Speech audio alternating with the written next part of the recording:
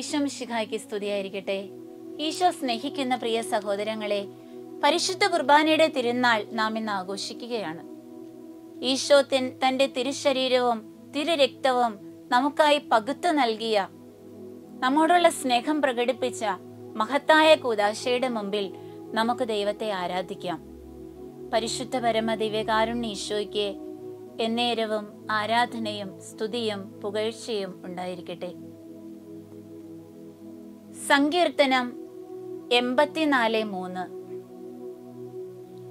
എന്റെ രാജാവും ദൈവവുമായ സൈന്യങ്ങളുടെ കർത്താവേ, കുരുകിൽ പക്ഷി ഒരു സങ്കേതവും മീവൽ പക്ഷി കുഞ്ഞിനൊരു കൂടും അങ്ങയുടെ ബലിപീഠത്തിങ്കൽ കണ്ടെത്തുന്നുവല്ലോ. പ്രിയ സഹോദരങ്ങളെ, പരിശുദ്ധ കുർബാനയുടെ തിരുനാൾ ഘോഷിക്കുമ്പോൾ ഈ തിരുവചനം നമ്മുടെ ഉള്ളിലേക്ക് നമ്മളൊന്ന് കയറ്റി ഒന്ന് ചിന്തിക്കുന്നത് നല്ലതാണ്. മീവൽ പക്ഷിക്കും കുരുകിൽ പക്ഷിക്കും കർത്താവിന്റെ ബലിപീഠത്തില് കൂടുകൂട്ടാൻ അറിയാം. യാതൊരു ഡിസ്റ്റർബൻസും ഇല്ലാതെ, അസ്വസ്ഥതകളുമില്ലാതെ തങ്ങൾക്കിരിക്കാനും ചേക്കേറാനും കഴിയുന്ന ഇടം തേടി അവ എത്തിച്ചേരുമ്പോൾ പരിശുദ്ധ കുർബാന ആത്മശരീര മാനസങ്ങൾക്ക് ഔഷധമാണ്, രോഗപീഠകൾ അകറ്റുന്ന മരുന്നാണ് എന്നറിയുന്ന ഒരു ദൈവ പൈതൽ എന്തുമാത്രം തീക്ഷ്ണതയോടെ ഈ ബലിപീഠത്തെ സമീപിക്കുന്നു എന്നത് നമ്മുടെ മുമ്പിൽ ഒരു ചോദ്യചിഹ്നമായി ഇന്ന് നിലകൊള്ളുന്നു. പ്രിയ സഹോദരങ്ങളെ, വിശുദ്ധ യോഹന്നാന്റെ സുവിശേഷം 6-ാം അധ്യായം 53-ാം തിരുവചനത്തില് നമ്മൾ ഇപ്രകാരം വായിക്കുന്നുണ്ട്: നിങ്ങൾ എന്റെ ശരീരം ഭക്ഷിക്കുകയും എന്റെ രക്തം പാനം ചെയ്യുകയും ചെയ്യുന്നില്ലെങ്കിൽ നിങ്ങൾക്ക് ജീവൻ ഉണ്ടായിരിക്കുകയില്ല. എന്റെ ശരീരം ഭക്ഷിക്കുകയും എന്റെ രക്തം പാനം ചെയ്യുകയും ചെയ്യുന്നവന് നിത്യജീവനുണ്ട്, അവസാന ദിവസം ഞാൻ അവനെ ഉയർപ്പിക്കും. പ്രിയ സഹോദരങ്ങളെ, സ്വർഗത്തിലേക്കുള്ള നമ്മുടെ ഈ തീർത്ഥാടനത്തില്, ഈ ലോക ജീവിത യാത്രയില് നമുക്ക് കർത്താവ് തന്നിരിക്കുന്ന ആത്മീയ ഭക്ഷണമാണല്ലോ പരിശുദ്ധ കുർബാന. ഈ പരിശുദ്ധ കുർബാനയുടെ മഹാത്മ്യം മനസ്സിലാക്കി ഈശോയുടെ റിയൽ പ്രസൻസ് ഈ പരിശുദ്ധ കുർബാനയിൽ കണ്ട് വേണ്ട വിധം വണക്കം നൽകാൻ നമുക്ക് സാധിക്കുന്നുണ്ടോ? പ്രിയ സഹോദരങ്ങളെ, കർത്താവ് ഇന്നത്തെ ദിവസം നമ്മോട് പറയാണ്, എന്റെ മക്കളെ, നിങ്ങള് ഒരുക്കല്ലാണ്ട് ഒരിക്കലും പരിശുദ്ധ ബലിപീഠത്തെ സമീപിക്കരുത്. 1 കൊറിന്തോസ് 11-ാം അധ്യായം 29 മുതലുള്ള തിരുവചനങ്ങളൊക്കെ നമ്മൾ വായിക്കുമ്പോ നമ്മൾ ധ്യാനിക്കേണ്ട ഒരു ചിന്തയുണ്ട്. ശരീരത്തെ വിവേചിച്ചറിയാതെ ഭക്ഷിക്കുകയും പാനം ചെയ്യുകയും ചെയ്യുന്നവൻ തന്റെ തന്നെ ശിക്ഷാവിധിയാണ് ഭക്ഷിക്കുകയും പാനം ചെയ്യുകയും ചെയ്യുന്നത്. പ്രിയ സഹോദരങ്ങളെ, നമ്മൾ ബലിയർപ്പിക്കുന്നത് ദൈവത്തിനാണ്. ആ ഒരു ചിന്ത എപ്പോഴും നമ്മുടെ മനസ്സിലുണ്ടാകണം. മറ്റുള്ളവര് ബലിപീഠത്തെ സമീപിക്കുന്നത് പോലെ ആവരുത് ഒരു ക്രിസ്ത്യാനി ബലിപീഠത്തെ സമീപിക്കുന്നത്.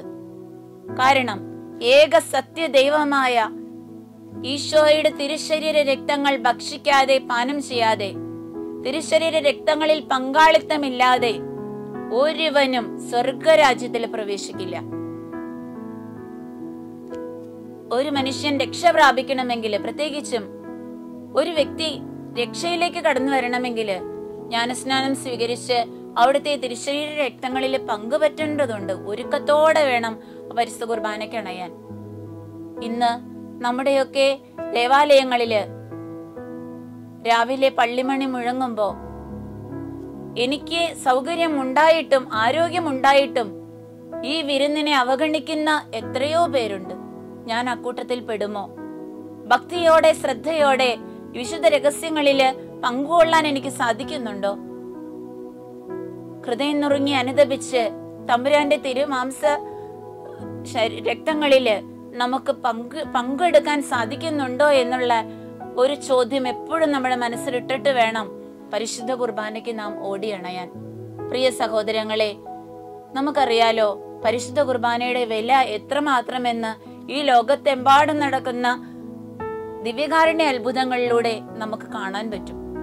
പലയിടങ്ങളിലും പരിശുദ്ധ കുർബാന അർപ്പിച്ചുകൊണ്ടിരിക്കുമ്പോൾ ഈശോയുടെ തിരുശരീര രക്തങ്ങളായി ഈ അപ്പവും വീഞ്ഞും രൂപാന്തരപ്പെട്ടതും ഇന്നും അത് അങ്ങനെ തന്നെ ഇരിക്കുന്നതും, ശാസ്ത്രീയ പരീക്ഷണങ്ങളൊക്കെ നടത്തിയപ്പോൾ അത് ഒരു മനുഷ്യന്റെ ഹൃദയഭാഗത്തു നിന്നുള്ള മാംസമാണെന്ന് തിരിച്ചറിഞ്ഞതും, ഈശോയുടെ ഹൃദയം തുറന്നാണ്, തകർത്തിട്ടാണ് നമുക്ക് അവിടുന്ന് ജീവൻ നൽകാൻ വേണ്ടി പരിശുദ്ധ കുർബാനയാകുന്നതെന്നുള്ള ഉറപ്പല്ലേ തരുന്നത്.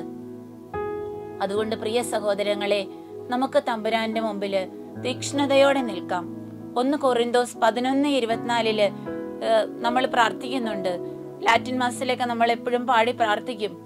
നിങ്ങളീ അപ്പം ഭക്ഷിക്കുമ്പോൾ ഈ പാനപാത്രത്തിൽ നിന്ന് പാനം ചെയ്യുമ്പോൾ കർത്താവിന്റെ മരണം, ക്രൂശുമരണം, പ്രത്യാഗമനം വരെ പ്രഖ്യാപിക്കുന്നു.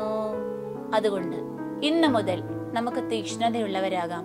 കർത്താവ് രണ്ടാമത് നമ്മെ തേടി വരുന്ന ഈശോയുടെ രണ്ടാമത്തെ ആഗമനത്തിന്റെ ദിനം വരെ ഒറ്റ ദിവസം പോലും നമ്മുടെ അശ്രദ്ധ കൊണ്ട്, നമ്മുടെ ശ്രദ്ധക്കുറവ് കൊണ്ട് പരിശുദ്ധ കുർബാന മുടങ്ങാതിരിക്കട്ടെ. ഇന്നേ ദിനം ദിവ്യകാരുണ്യ ഈശോയോട് കൂടെ ആയിരിക്കാൻ കുറച്ച് സമയമെങ്കിലും നമ്മൾ മാറ്റിവെക്കണം. എനിക്ക് വേണ്ടി ബലിയായി തീർന്ന കർത്താവിന് വേണ്ടി സമർപ്പിക്കാൻ നമുക്ക് എന്തെങ്കിലും ഉണ്ടാകണം. പ്രിയ സഹോദരങ്ങളെ, നമ്മുടെ അനുദിന ജീവിതത്തിലെ നുറുങ്ങുന്ന ജീവിതാനുഭവങ്ങളെ അവിടുത്തെ തിരുച്ചോരയോട്, തിരുമാംസ രക്തങ്ങളോട് ചേർത്ത് വെച്ച് അവിടത്തേക്ക് കാഴ്ചയായി അർപ്പിച്ച് ആത്മാക്കളുടെ രക്ഷയ്ക്ക് വേണ്ടി സമർപ്പിക്കുമ്പോൾ നമ്മുടെ കുടുംബത്തിലേക്കും ഐശ്വര്യം നദി പോലെ ഒഴുകും.